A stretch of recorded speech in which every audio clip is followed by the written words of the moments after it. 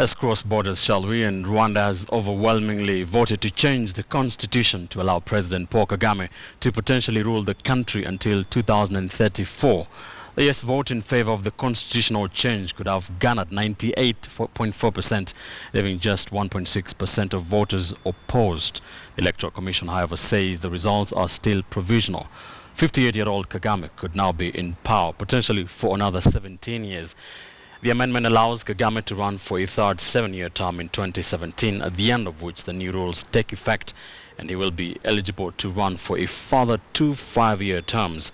The United States and the European Union have denounced the proposed amendments as undermining democracy, with the White House on Saturday urging Kagame to respect the limit of his term in office.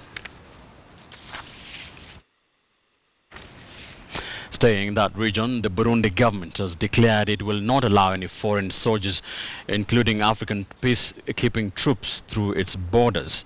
This announcement came a day after the African Union resolved to deploy a 5,000-strong peacekeeping force to the war-torn country. As KTN's Michelle Ngele reports, Uganda will on the 28th of December resume mediating a peace process in Burundi.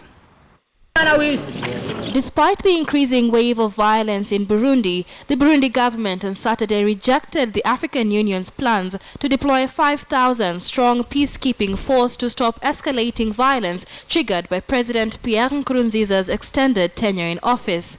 Burundi government spokesman Philippe Nzobonariba said if the African Union sends troops without Burundi's consent, it will be viewed as an attack. The government claims that Burundi has enough forces to maintain peace. However, AU's Peace and Security Council warned it would take all appropriate measures against any party or actor who would impede the implementation of the present decision. If Burundi refuses to accept the peacekeepers, it will be the first time the AU has sent troops into a member country against its will. Article 4 of the AU's charter allows intervention in a member state in respect of grave circumstances, namely war crimes, genocide, and crimes against humanity. In recent months, pictures of brutal killings in Burundi have littered social media, with many taking to #PrayForBurundi to express concern.